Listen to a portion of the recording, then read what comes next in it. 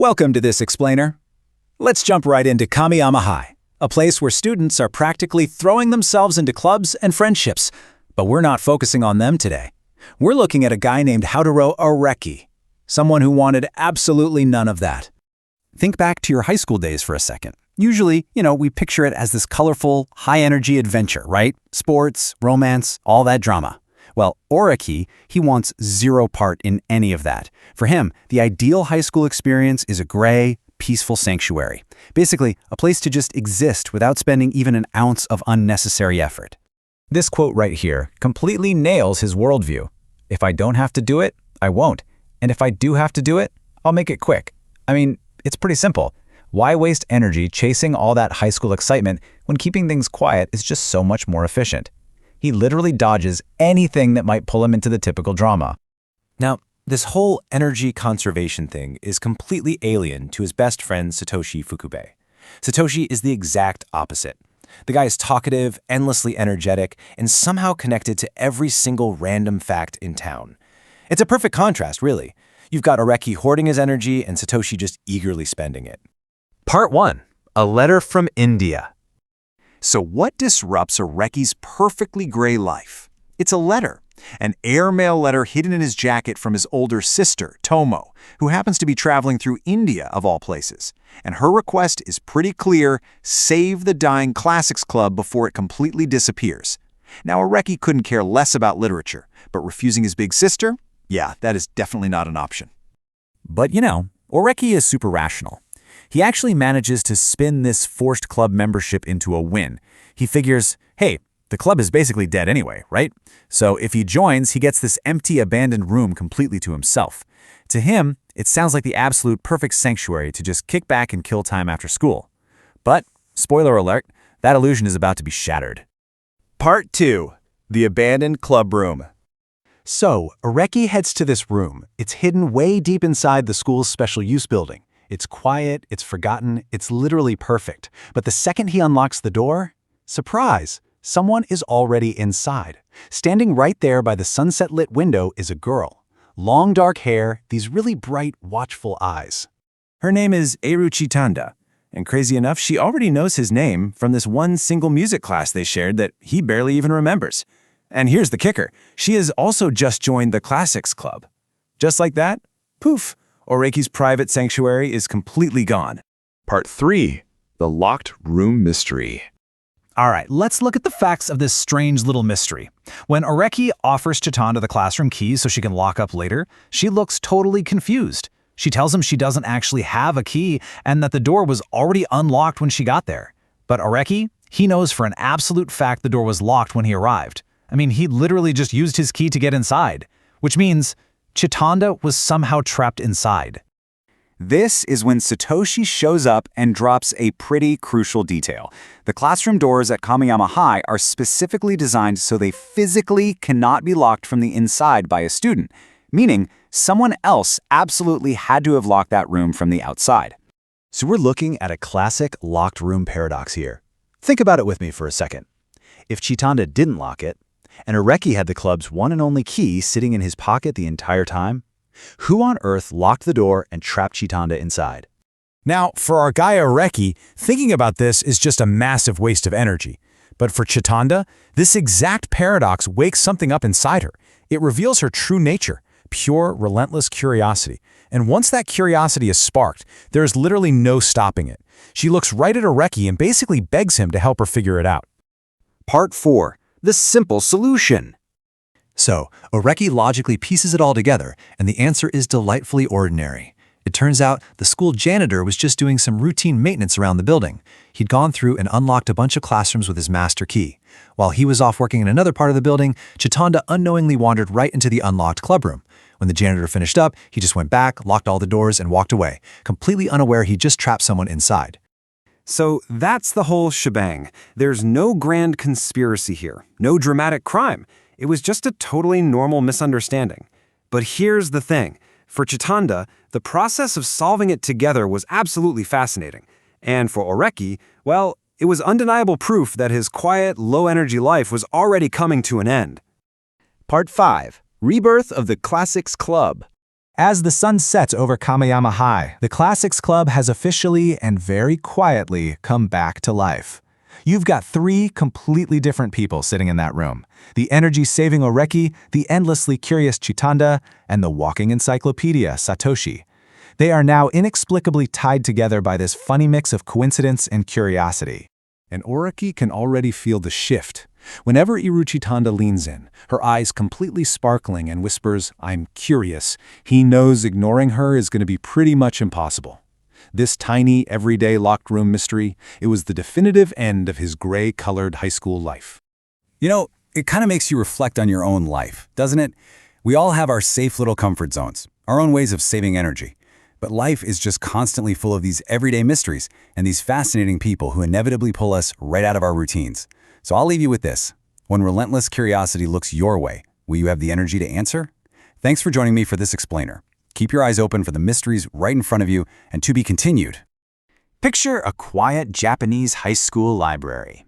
Rain is just steadily tapping against the glass. You know that feeling, right?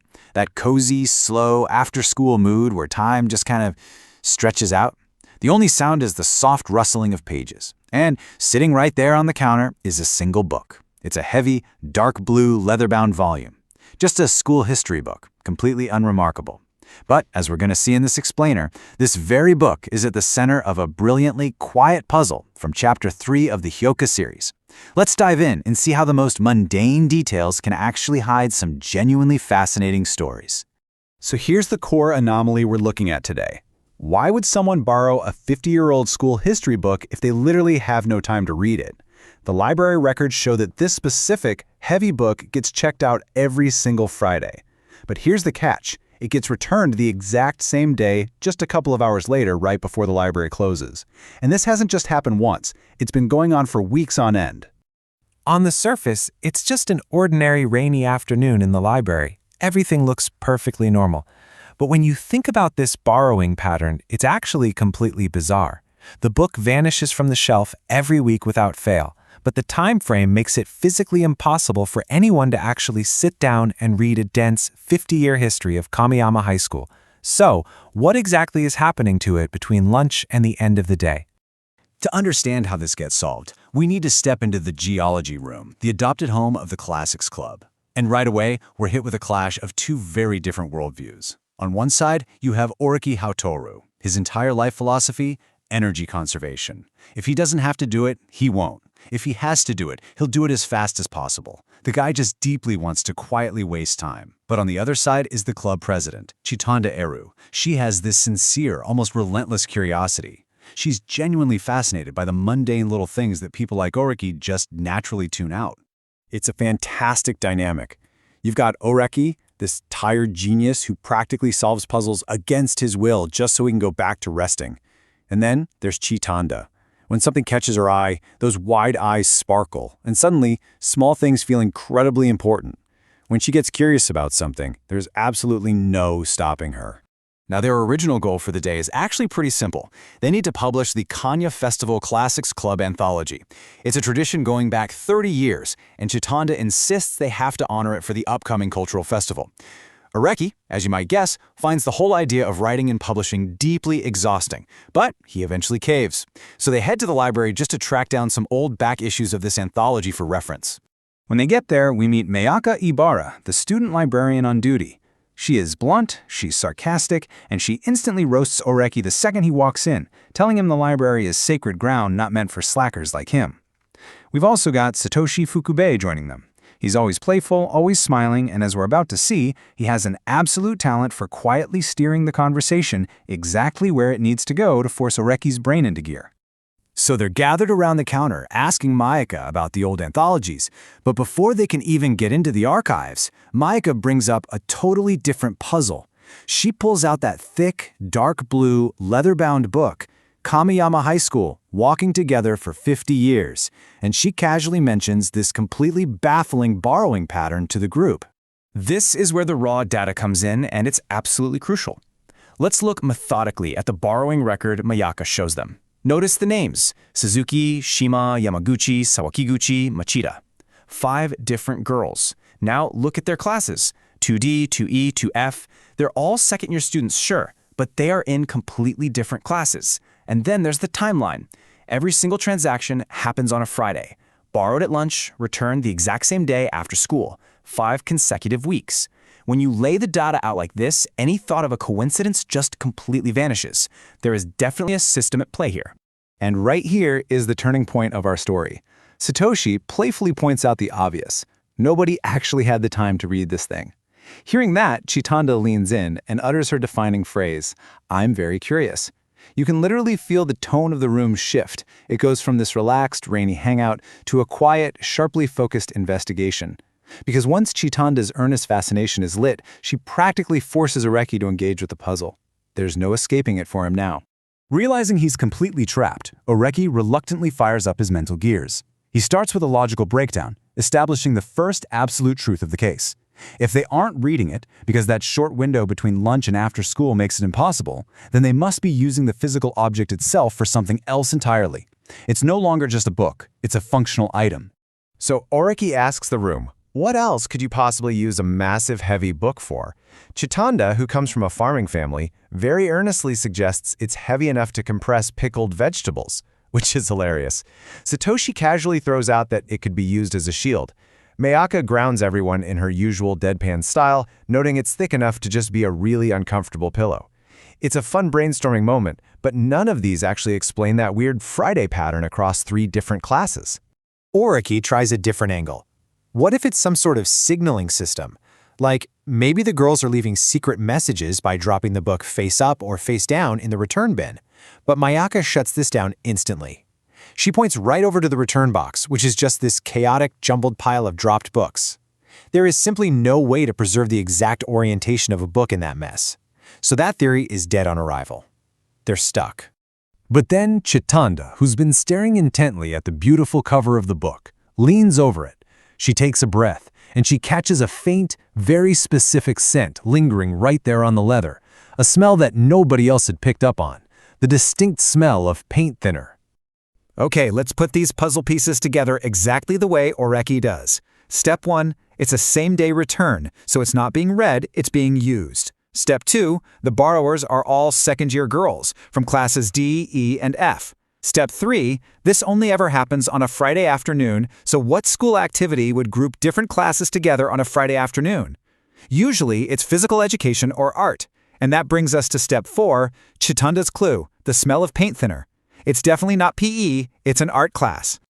Suddenly, Oreki stops guessing. He knows. He tells Chitanda and Mayaka to follow him, leading the group out of the library and down the long, quiet school hallways.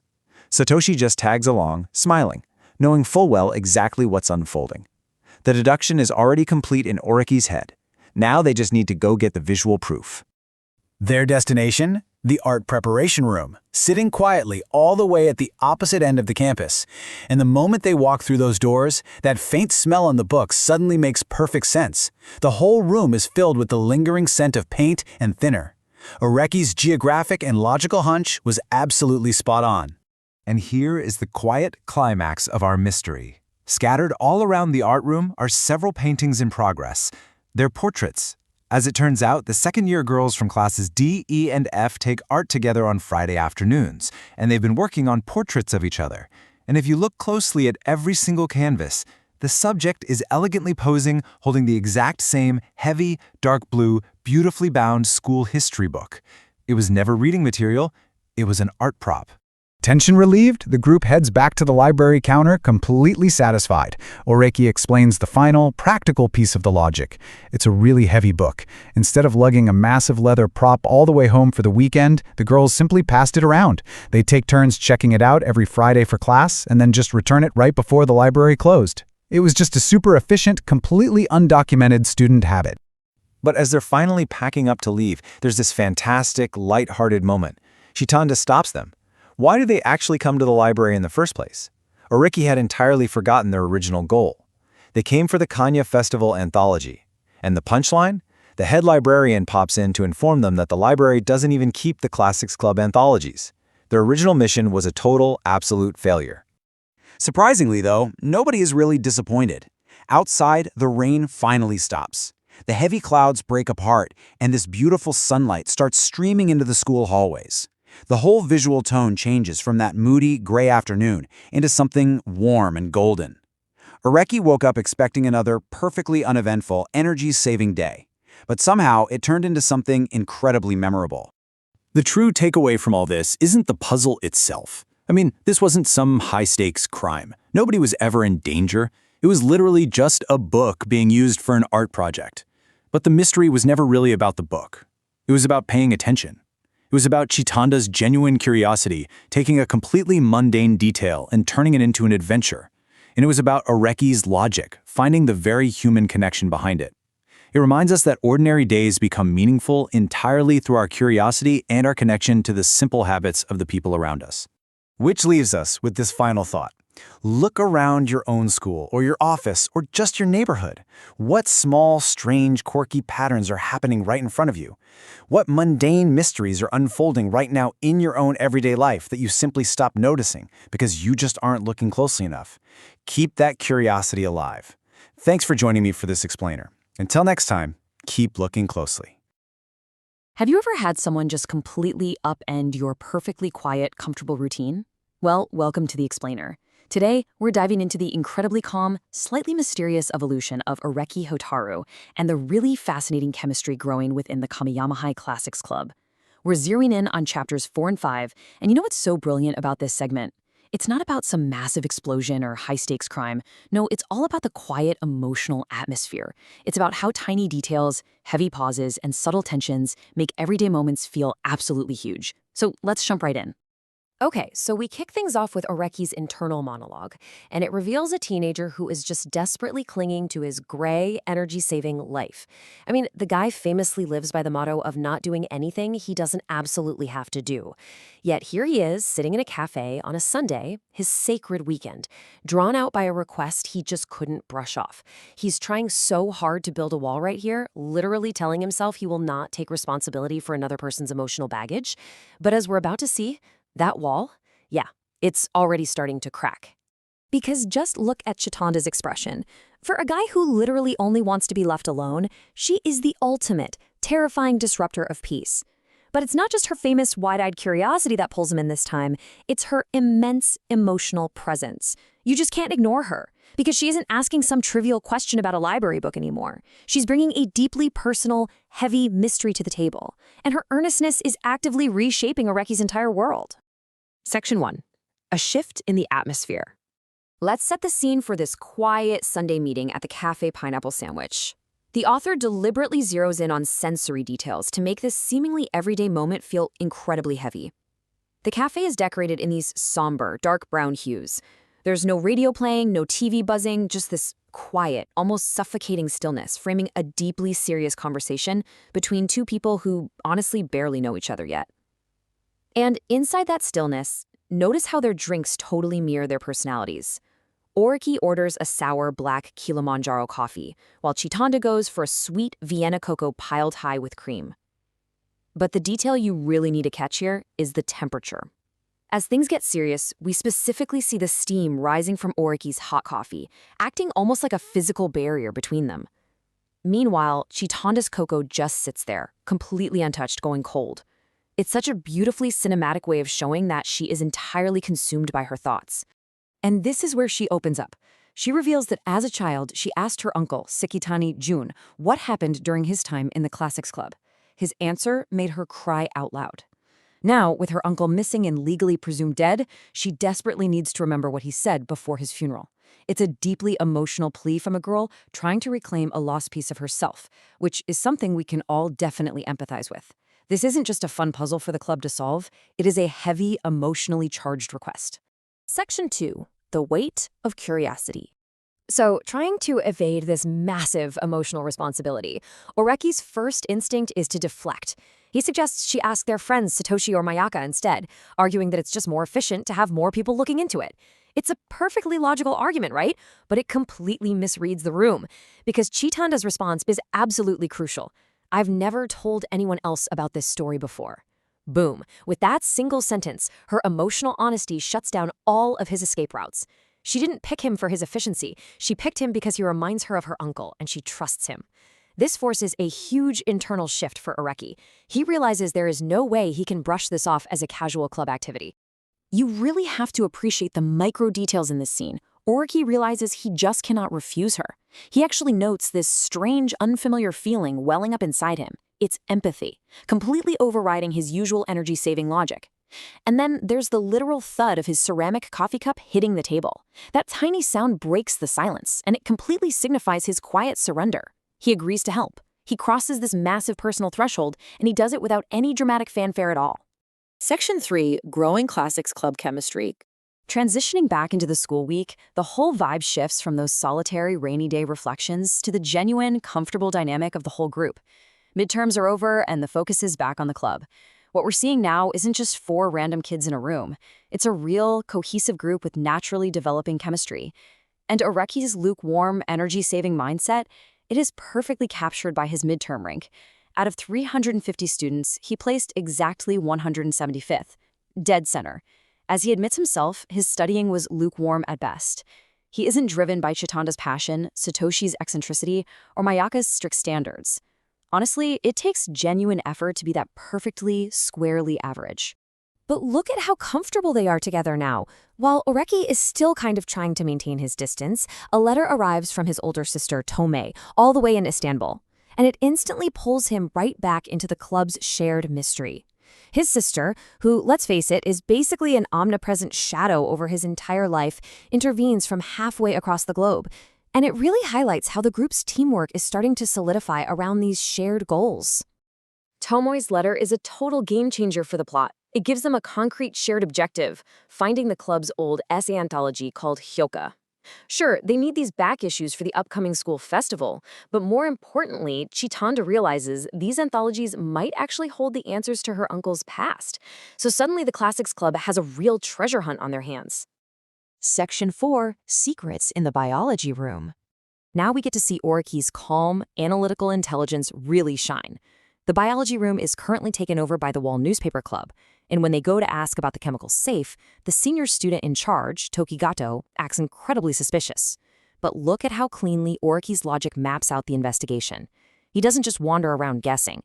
First, he proactively visits the staff room to get the clubroom's history. Second, they head to the biology room. Third, while Chitanda is politely but completely fruitlessly questioning Tokigato, Oreki just hangs back and quietly observes the room. This cool, step-by-step logic contrasts so beautifully with Chitanda's emotional intensity. It shows exactly why Oreki is such a vital piece of this puzzle. Because he notices things no one else does. A small electric fan running on max speed. A male summer uniform shirt just casually hung up by an open window. Cardboard boxes weirdly cluttered around a photocopier. To anybody else, it's literally just a messy high school club room, right? But Oreki pieces these completely out-of-place items together in seconds. He figures out that Tokigato is secretly smoking in the room, using the fan in the open window to hide the smell, and hanging his shirt up so the smoke doesn't cling to his uniform. And then we get this amazing, brief flash of Oreki's slightly darker, more proactive side. The second the girls step out, he executes this incredibly quiet blackmail to get the anthologies. No yelling, no dramatic confrontations, he just subtly lets Tokigato know, hey, I know your secret. It's a brilliantly calculated move. He leverages that hidden information to get exactly what they need without wasting a single ounce of unnecessary energy on an argument. Classic Oreki. Section 5. The Expiration of a Classic. So they head back to the club room with their prize, and the whole mood shifts right back to that reflective, mysterious calm. Oreki drops the anthologies on the desk, but Chitanda just silently stares at Volume 2. That super serious gaze from the cafe, it's back. The atmosphere gets incredibly thick as she opens it and reads the introduction, written 32 years ago by a student named Koriyama Yoko.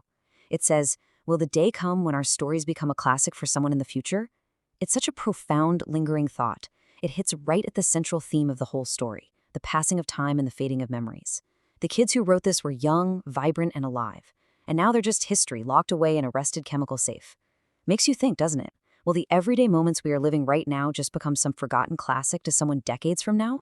It dawns on them that there is an actual expiration date for these classics, a point where real memories just fade away into myth. To finally uncover why Chitanda cried, they have to know what happened to her uncle 33 years ago.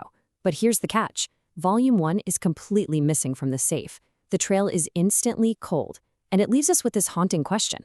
If a memory isn't preserved, did it ever really happen at all? And just how far is the Classics Club willing to go to keep Sekitani Jun's truth from expiring completely?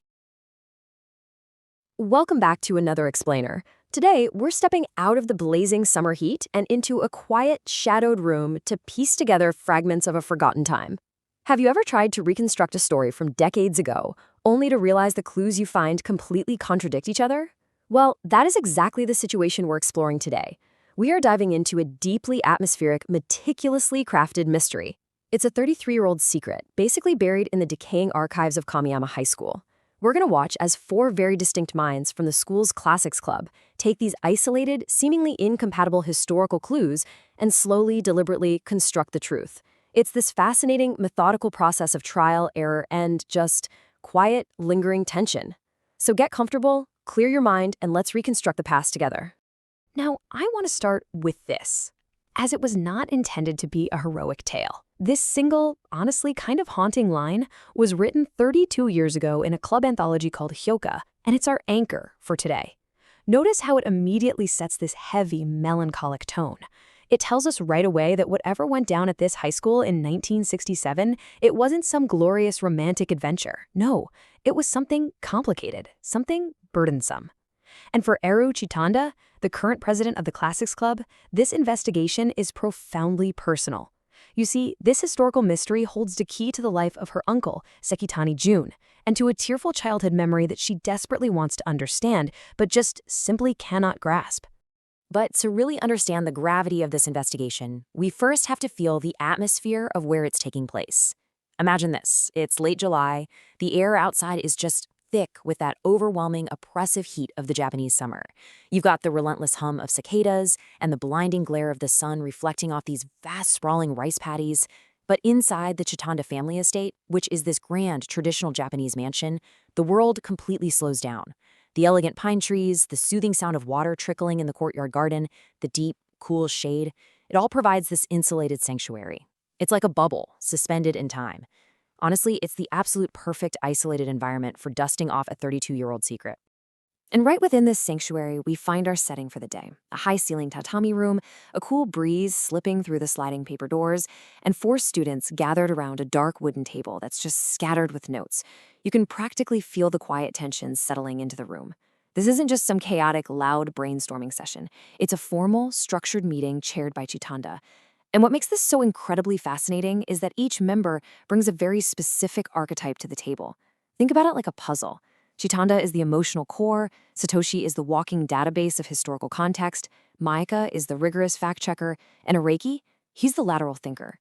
They're going to present their theories one by one, debating the merits and flaws of each in a deeply engrossing, collaborative attempt to find the actual truth.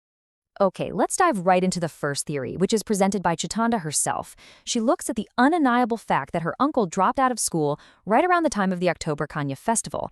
She cross-references this with the school handbook, which strictly forbids violent behavior. Putting these rather sparse details together, she proposes a pretty heavy hypothesis. She thinks that during the festival, an anti-establishment disturbance broke out, and her uncle responded with physical force. Now, because she lacks hard data, she's kind of grasping at straws here, projecting this narrative of a tragic hero onto her uncle.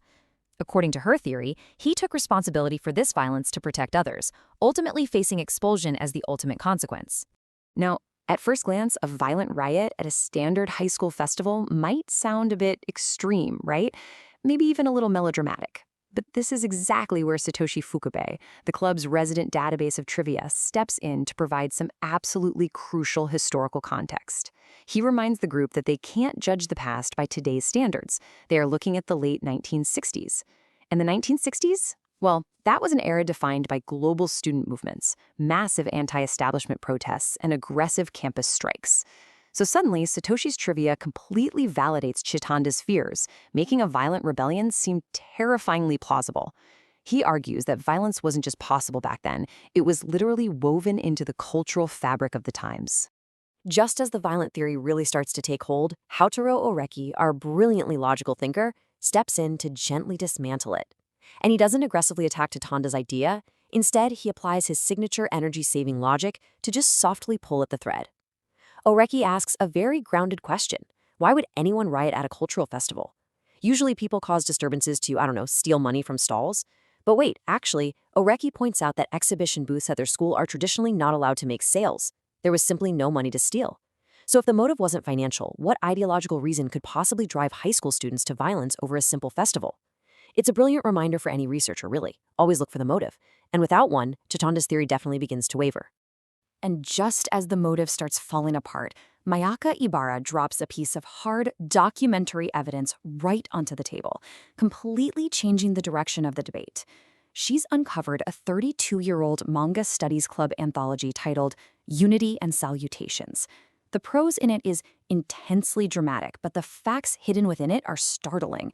The document explicitly mentions a great strife that occurred not in October during the festival, but in June. It describes Sekitani Jun offering heroic support to the masses in a struggle against the powers that be. This revelation sends a literal shockwave through the quiet room. I mean, this entirely shatters Chitanda's timeline and the core assumption that the incident was tied directly to the October festival. So we now face a massive contradiction. The violent strife happens in June, but the expulsion, that happens in October. I want you to just pause for a second and ask yourself, does a school wait 4 entire months to punish a student for a violent riot? If a student assaults someone in June, they absolutely do not get permitted to stay enrolled through the summer, attend the fall festival, and then quietly get expelled in October. The silence in the tatami room deepens here as the club members realize that while they finally have a confirmed historical event, the timeline makes absolutely zero logical sense. Breaking that heavy silence, Satoshi presents his own findings from a decaying copy of the school newspaper, the Kami High Monthly. And this specific data definitively kills the violence theory once and for all. The article explicitly contrasts a recent, petty fistfight with the legendary movements of the past. It states crystal clear that the historical conflict was not resolved with fists or broken glass. Instead, the entire student body stood united, maintaining their solidarity through peaceful civil disobedience. They were just stubbornly refusing to comply. The contrast between the fiery imagery of a violent riot and the quiet, unyielding power of civil disobedience, it really makes the reality of the historical event feel incredibly vivid and nuanced. Now, we reach a deeply compelling psychological shift right here. Up until now, Oreki has been a pretty passive participant, mostly just poking holes in others' ideas to save his own energy and keep the meeting moving along. But with 4 jagged, seemingly unconnected clues sitting on the table, a foreword, a manga anthology, a school newspaper, and his own dry list of historical school events, you can practically feel the air in the room shift. He goes completely quiet. His focus sharpens. Like a camera lens pulling into focus, he steps fully out of the shadows and into the role of the active solver, taking all these fragmented pieces of history and preparing to weave them into a single cohesive truth. Oreki walks the group through his deduction like the climax of a classic detective movie, methodically using the 5 W's and 1 H. Who? The entire student body. What and how? A massive, non-violent strike. But the why? The why is his absolute masterpiece. He connects a seemingly boring April speech by the principal, which demanded more focus on academics, to a single line in the Hyouka foreword celebrating the 5-day festival. The school administration wanted to shorten the unusually long 5-day cultural festival to force students to focus on studying. And the students? They were infuriated. They went on a massive strike in June to protect their cherished 5-day festival. That was the true cause of the Great Strife. And you know what? The students won. The school actually caved to the massive school-wide civil disobedience, and the 5-day festival was saved. But this is exactly where the joy of their celebration collides with cold, hard reality. It wasn't a free victory. The school administration had been deeply humiliated by a bunch of teenagers, and to save face, they demanded a scapegoat. They needed a head on a platter to reassert their broken authority. Sekitani Jun, the quiet president of the Classics Club, was pushed forward.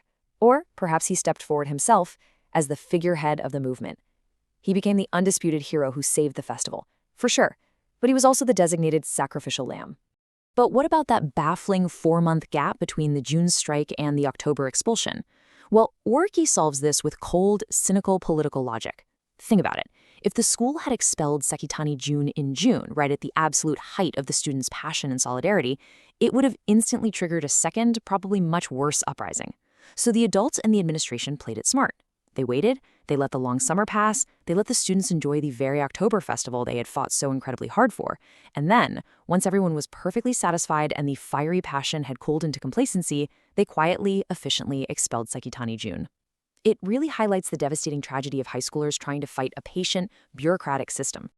As Oreki finishes his masterful explanation, the mood in that deeply shaded tatami room completely transforms once again.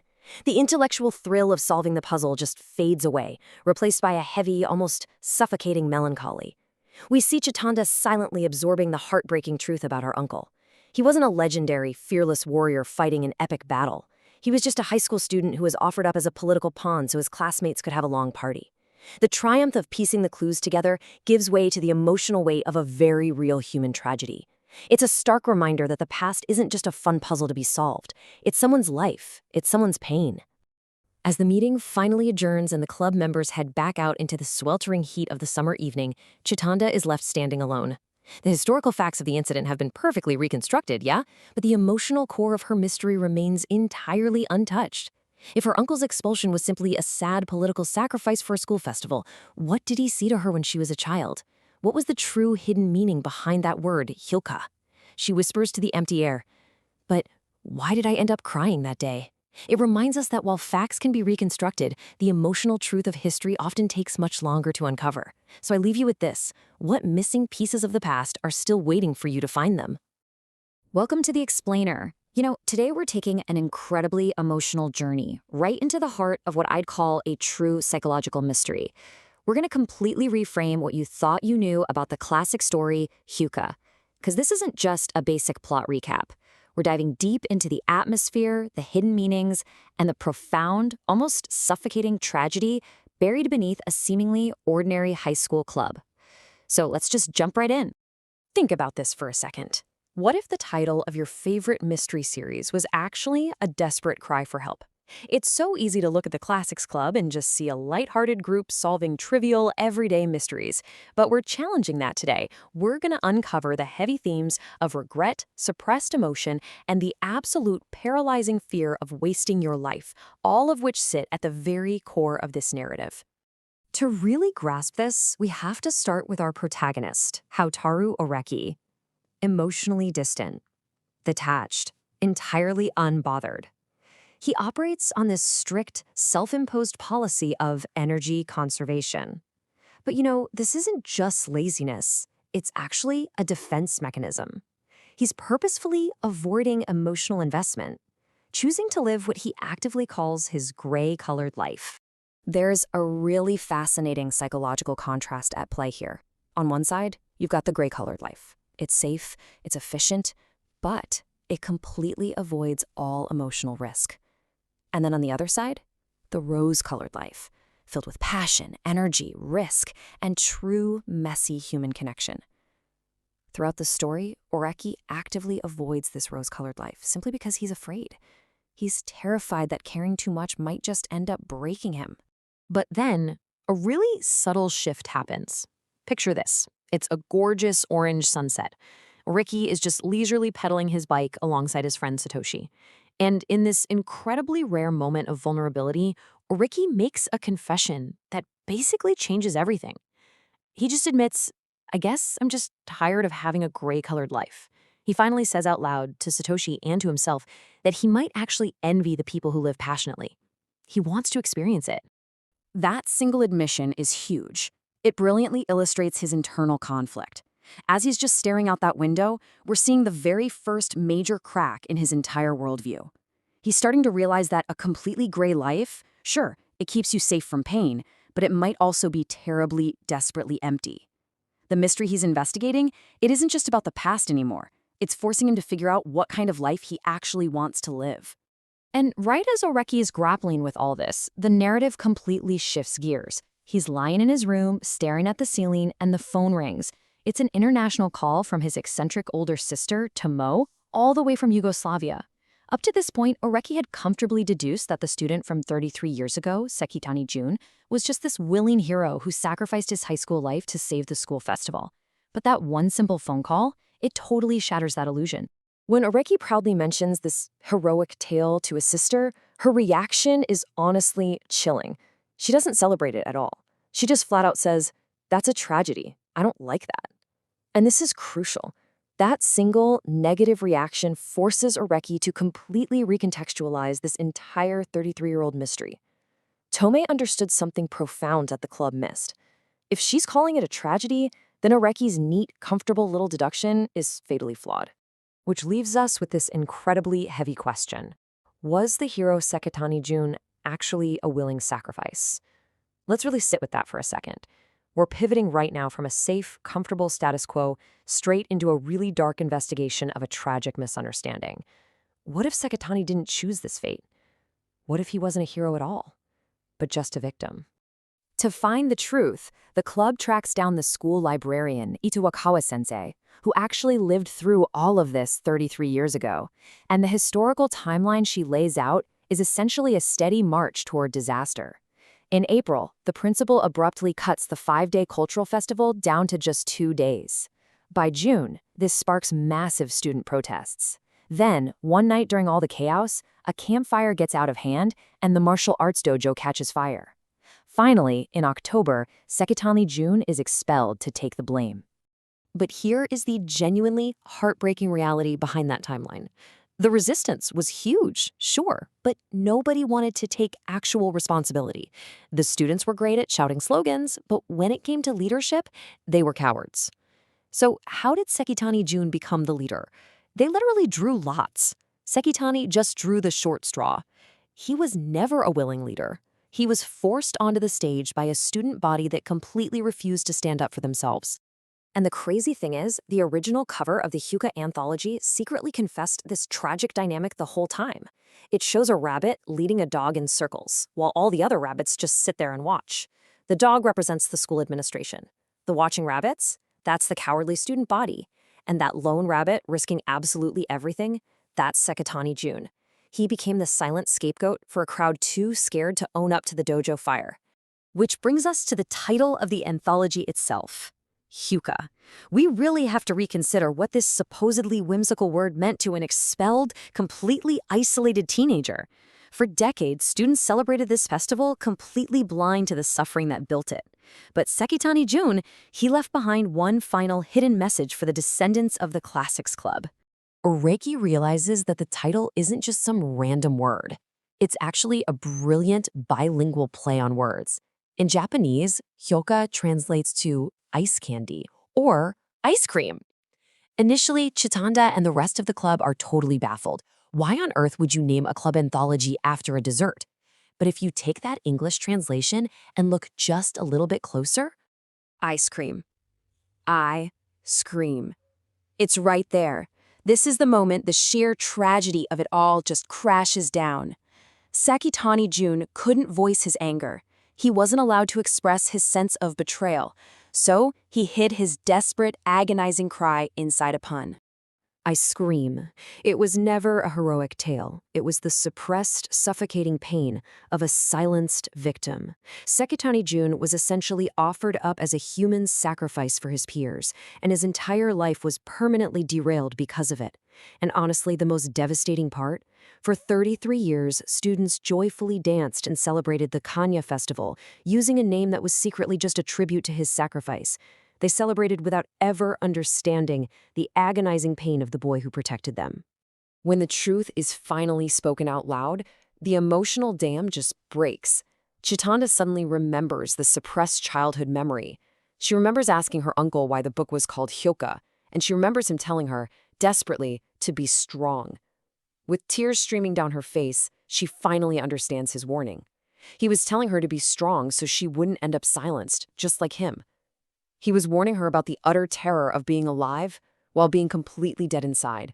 Moving forward from a revelation that heavy takes time. It requires real healing. They published the new anthology, finally putting the true, unvarnished story into writing. Chitanda visits her uncle's grave, offering him the manuscript to honor his memory and properly, finally, say goodbye.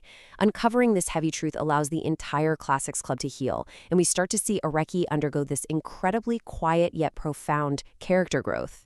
Which brings us right back to Oreki's great colored life. He realizes now that Sekitani Jun's tragic fate isn't just history, it's a profound warning. Sekitani was forced into silence. His rose-colored life was violently ripped away. Oreki understands that choosing a silent, detached existence, choosing to just never care, never engage, well, that's a tragedy you inflict on yourself. The author masterfully blended real historical inspiration with fiction here to explore deep human vulnerability, and the core philosophical themes are just incredibly resonant. It's about the fragility of memory and how quickly a victim can be falsely repackaged as a hero. It's about the heavy, crushing burden of regret. But above all else, it's about the power of curiosity. It's about making the active, scary choice to connect with others. We see this growth so beautifully illustrated when Oreki writes a letter back to his sister in Sarajevo. He reflects on how the Classics Club has completely changed him.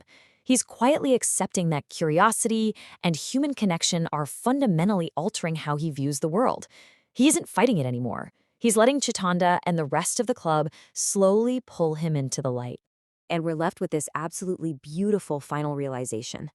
Bathed in the warm light of the sunset, Chitanda rushes in with a brand new mystery, saying she's curious.